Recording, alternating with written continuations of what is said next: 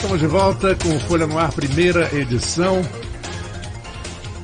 Oferecimento de Nova Canabrava, Laboratórios Clínio Bacelar e Clínica Proteus. Hoje a visita e papo agradabilíssimo de Cristina Lima e Aloysio Abreu Barbosa e Arnaldo Neto. Vamos voltar aqui ao assunto, mas parece que a Aloysio quer... Não, você deixou uma pergunta da Lei Rouanet.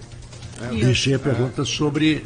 na pergunta era um assunto, Lei Rouanet, mas parece que você queria voltar. Não, eu quero voltar, mas eu acho que ela deve... a sua pergunta, o seu tema é muito relevante, está na crista da onda do país aí. Porque você citou a diferença de entretenimento e cultura. Isso. Eu, particularmente, que sou ligado, como a Aloysio é arte, né? Nós temos uma profissão de jornalista que já é ligada à arte de alguma forma, né? E eu, com uma parte de desenho, a Aloysio escrevendo, a parte cultural, livros, filmes, a gente sabe a importância da cultura em qualquer formação de qualquer país, de qualquer comunidade. Mas a gente chega naquele momento de dizer, espera aí, realmente há necessidade, um show, eu vou citar um nome sem acusar, mas um show de uma Ivete Sangalo, por exemplo, que é uma artista, atriz inclusive excelente, diga-se de passagem, de sucesso, ela precisa realmente de um apoio de R$1 milhão ou R$2 milhões de uma Lei Rouanet, que as pessoas confundem também, quer dizer, na verdade o governo não está te dando dinheiro, ele está te dando a possibilidade de captar. Mas as empresas que entram com parceria só querem entrar, e ficou isso meio que viciado, naqueles artistas que dão retorno de mídia, né? Quando eu acho que, a minha opinião, não era o objetivo inicial. Na verdade, eu trabalhei com a Lei Rouanet depois de 96. Quando acabou o governo Sérgio Mendes, não sei se vocês sabem, mas eu estou no meu 5º prefeito. Quase 30 anos de vida pública ligada à cultura. E eu fiquei, Marco Antônio, sem poder voltar para o Estado, por uma questão burocrática, administrativa, eu fiquei sem poder voltar para o Estado. E aí, naquela época, eu tive que correr atrás, né? Sem as minhas 2 matrículas do Estado. E eu fui justamente colaborar com o Centro Cultura Musical de Campos, né? Que naquela época o maestro Jônio William me convidou, porque eu estava já entrando em depressão. Uma mulher que saía de casa às 8 horas da manhã, não tinha hora para voltar. De repente se vê sem fazer nada, né? Que acabou o governo Sérgio Mendes, entrou o governo Garotinho e eu estava fora. E aí eu comecei a me interessar, ele me incentivando, o maestro me incentivando muito, Cristina, vamos botar os projetos aqui da escola na Lei Rouanet. Eu comecei a estudar a lei, tá? E nós fizemos boas coisas com a Lei Rouanet no Centro Cultura Musical de Campos, inclusive um projeto que marcou a época na história cultural, que foi os festivais de inverno, né, de música de inverno. Inclusive o último já no governo Mocaiber, a gente teve participação internacional de músicos, né, de fora, estrangeiros, orquestras, foi muito bom. Naquela época eu não sentia essa coisa, né, não sei nem se a gente pode chamar de paternalismo, não sei, de preferência pelos... Na verdade, um projeto bem trabalhado, tá? Bem argumentado, porque a lei é uma lei bastante detalhada, ela exige bastante de quem faz, né, coloca nos moldes, cumpre aquele preenchimento todas as exigências de certidões, enfim. Ela dá algumas oportunidades importantes. Só que a gente percebeu ao longo do tempo que só conseguiam ter acesso a ela as pessoas que já têm, né, a sua fama consolidada, já são celebridades. Então, isso realmente é um problema que a gente encontra na lei e que eu não sei como que o atual governo vai solucionar isso. Qual vai ser o tipo de facilidade que eles vão criar, de facilitar o acesso para que pessoas que não tenham a notariedade que, por exemplo, uma Ivete Sangalo tem, possam também ter essa autorização para captar o dinheiro. Né? Agora, em Campos, aconteceu recentemente com o pessoal do Carnaval, né? Com os carnavalescos. Eles colocaram o evento dentro da Lei Rouanet, conseguiram o certificado, né? Mas na hora da captação, a coisa não foi à frente. É o que eu ia falar, quer dizer, você recebe a autorização de captação, você foi aprovado isso na não Lei quer dizer Rouanet. que você vai conseguir captar, né? O Adriano também falou sobre isso aqui. O Né? Adriano falou sobre isso aqui. Não consegue captar, a não ser que você seja um grande nome. E a gente aí teve outros problemas, por exemplo, relacionados à norma Bengel, né? Que também teve problemas com a Lei Rouanet, numa produção cinematográfica, se não me engano. Foi. Um filme que ela ia fazer. O Guarani. O Guilherme Fontes. Guilherme Fontes foi a história do Chateaubriand. Exatamente. Chateau. É incrível. O rei do Brasil. O rei do Brasil, exatamente. E a gente é incrível saber como essas pessoas, né, tiveram algum tipo de deslize em relação à lei, porque a lei ela é muito fechada. Muito ela é rígida. Muito rígida. Prestação de contas é uma coisa loucura. muito séria. Eu me lembro que uma vez eu fazendo uma prestação de contas de um dos festivais de música de inverno, que eram mais de 80 páginas, eu bati o dedo numa tecla do computador e desmanchou tudo.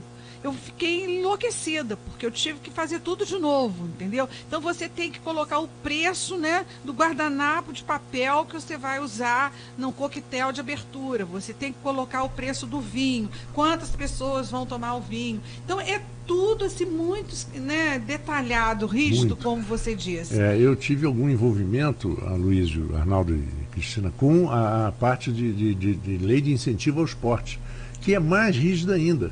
Eram grandes eventos esportivos que são financiados. É uma coisa. Outro dia, estou falando do ano passado, eu tive que encontrar ou dar uma informação a uma empresa de São Paulo que me contratou como apresentador da passagem que eu fui para São Paulo há 6 anos atrás. Quer dizer, para você ver. Só para a Lei Rouanet, eu acho que a mudança que o governo federal está querendo trazer, inclusive o próprio o Rouanet até abdicou do nome, né? Porque não quer mais. Eu concordo com o que a Cristina falou, com muito mais conhecimento de causa que qualquer um de nós, né? Como produtora cultural. Concordo com o que você está colocando também, tipo assim, não pode ser para você bancar show de estrela consagrada.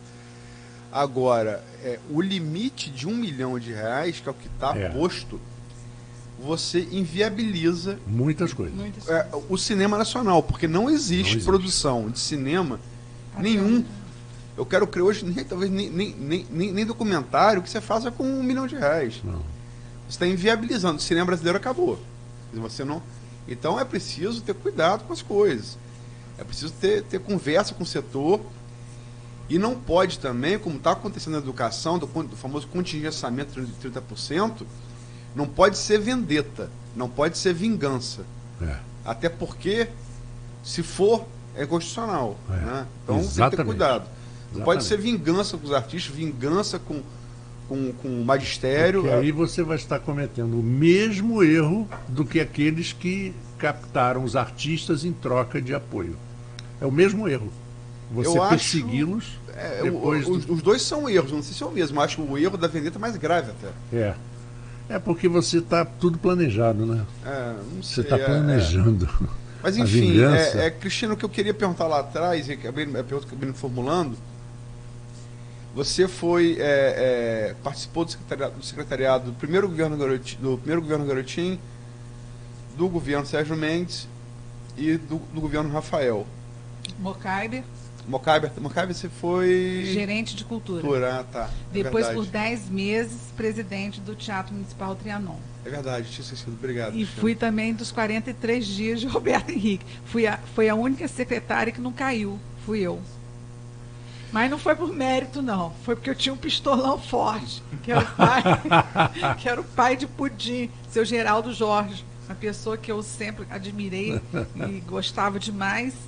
E a gente tinha um relacionamento ligado lá à Liga Espírita de Campos e ele me segurou. Foi por isso, os 43 dias de Roberto Henrique. Então eu torço para a gente puser na conta o Rafael Diniz. Não, mas deixa eu então, vamos lá para a sua pergunta. Compara as gestões. Logicamente tem tempos diferentes, mas compara as gestões. Garotinho, Sérgio, Mocaiber, Roberto Henriques e Rafael Diniz. Olha, você sabe que eu sonhei que você ia me fazer essa pergunta. Você acredita que eu sonhei ou foi uma intuição? Na verdade, garotinho é aquela pessoa que você não consegue prever o que está na cabeça dele. Qual vai ser a reação dele? Então, para você despachar com ele, você precisava quase que ter uma bola de cristal para saber se ele estava num bom dia ou não. Se ele estivesse num bom dia, maravilhoso. Se ele estivesse num péssimo dia, a audiência anterior não tivesse sido legal, ele tivesse se irritado, você não podia falar nada com ele, entendeu? Mas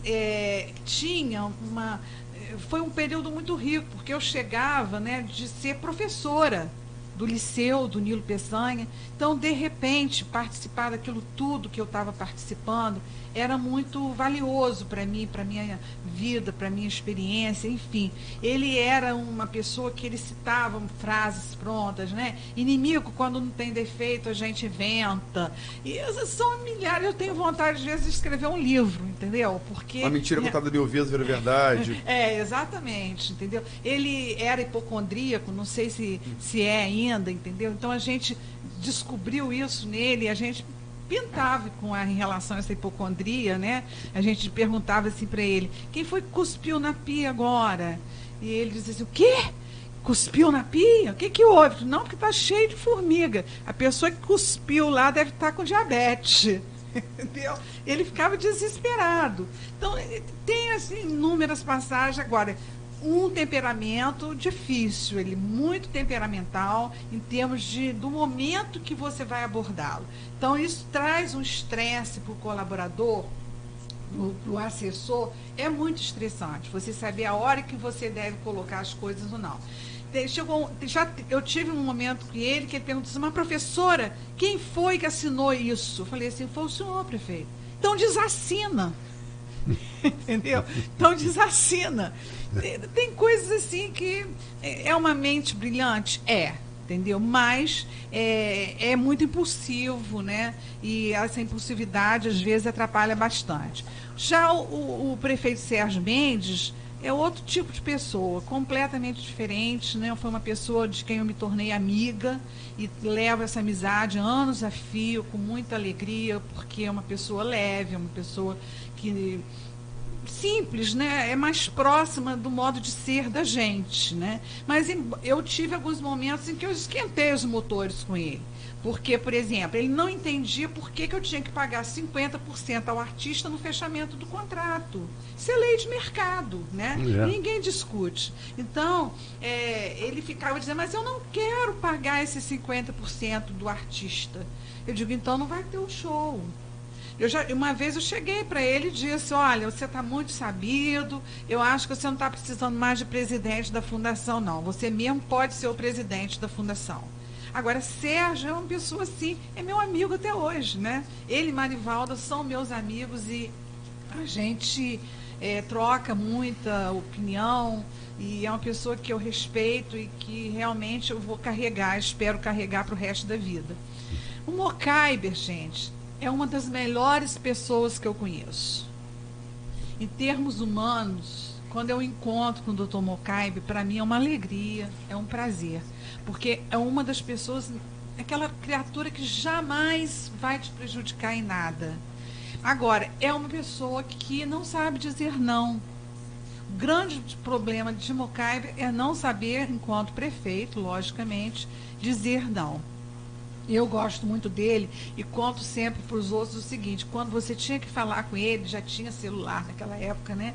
E a gente, quando ligava para ele, antes a gente tinha que dizer assim: não é problema, para ele atender, entendeu? O assessor, a gente mandava: não é problema, aí discava para ele atender. Então a gente, outro dia nós estávamos numa roda lembrando de algumas passagens do governo Mocaiber e eu não me lembro mais exatamente quem falou que havia um momento parecido com esse que nós estamos vivendo agora, de reivindicação, e estava a guarda municipal lá no SESEC, o servidor reclamando, aí ele ligou para uma pessoa, e essa pessoa que eu não estou lembrando quem foi, disse assim, foi Fernando Leite, lembrei.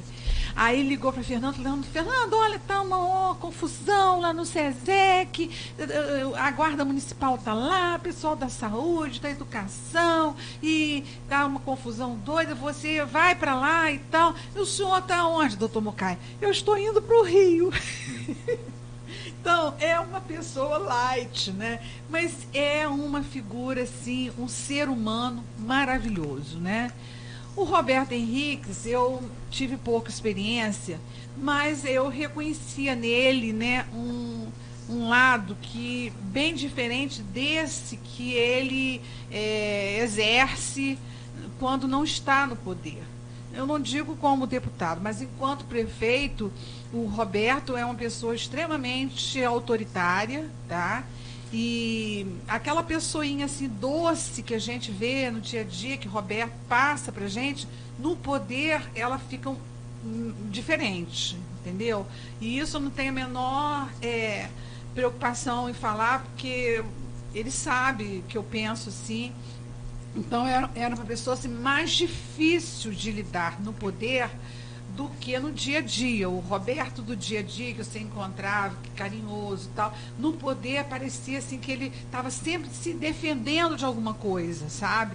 Sempre dizendo, o que você está fazendo? Você está falando com a imprensa? E a gente não estava falando com a imprensa, coisa nenhuma, uma certa insegurança, não sei se foi aquele clima do Mocaibe ter ido para a Alemanha e não ter deixado ele exercendo, assumindo a prefeitura, né? Porque eu ouvi isso, eu entrei justamente nesse dia em que o Dr. Mocaibe saía para a Alemanha e não tinha deixado o cargo, né, para o Roberto Henrique se exercer. Então era um ambiente muito tenso, tá?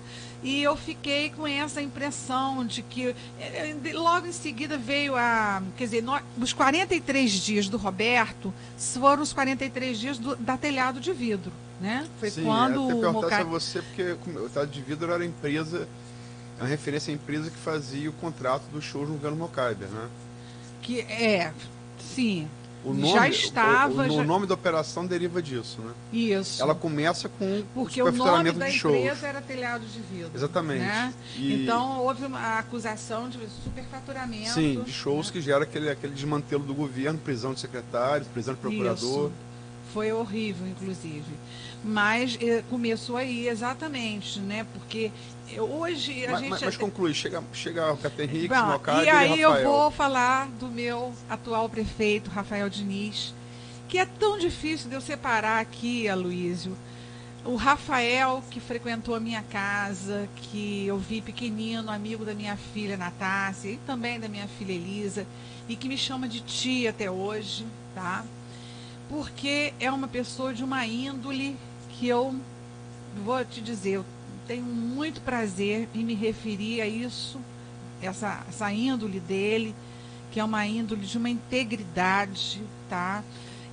E a atenção que ele dá para gente, o acesso para gente que é secretário é muito fácil, entendeu?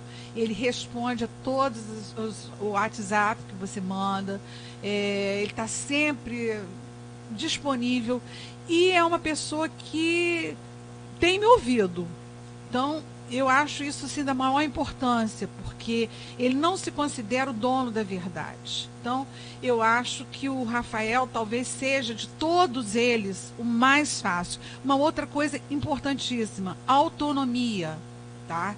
Ele dá autonomia para a gente fazer, para a gente caminhar, o que outros não faziam. O Garotinho, por exemplo, é impossível você agir assim. Todos os passos que você dá, você tem que comunicar, você tem que...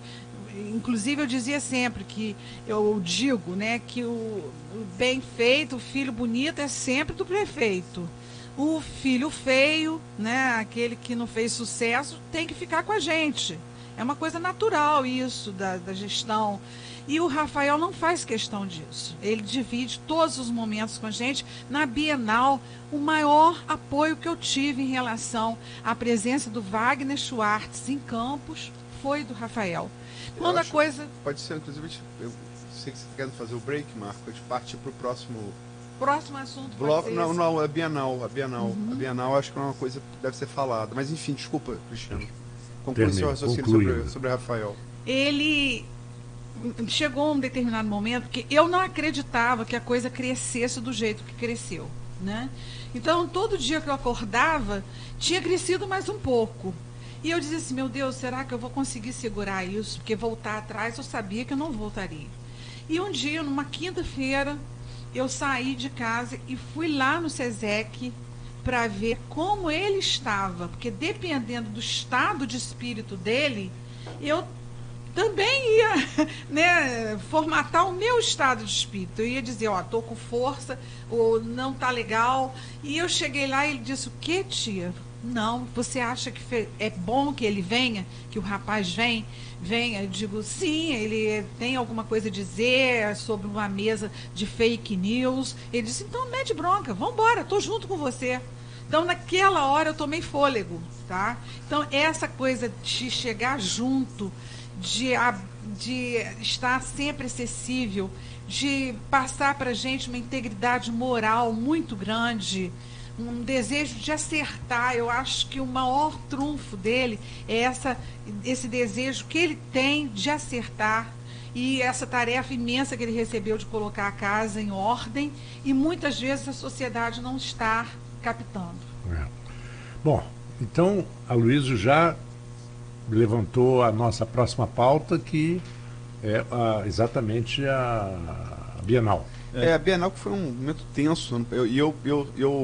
Eu participei daquela mesa e foi... Eu sou um camarada dado a momentos de tensão. Eu só acho que afeito a momentos de tensão.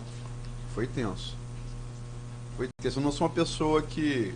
Não sou conhecido por importar em momentos de tensão, mas foi tenso. Foi bastante tenso. A coisa tomou um vulto que depois até se transformou numa propaganda para a Bienal, né, Luiz? Mas a coisa foi tão tensa que eu tive que colocar segurança dentro do carro do Wagner, a partir do Shopping Estrada. Eu tive que colocar segurança com ele dentro do carro. E no hotel. Mas vamos deixar o Marco fazer o break? Vamos fazer o break, isso é muito interessante. Acho que no próximo bloco tem dois assuntos que a gente precisa abordar. Exatamente. Tem que falar Palácio da Cultura, falar do Volta do Jardim. Carnaval também, tem pessoal esperando aí um posicionamento com relação... Já levantaram vários editais, vamos ver que pé tá também. Teremos no terceiro... Nossa, mãe, é muita sono. No último, teremos 20 minutos. Teremos 20 minutos para isso. Vamos a um pequeno intervalo e voltamos já com Folha no Ar, primeira edição. Doces no Lasco, uma delícia para você degustar o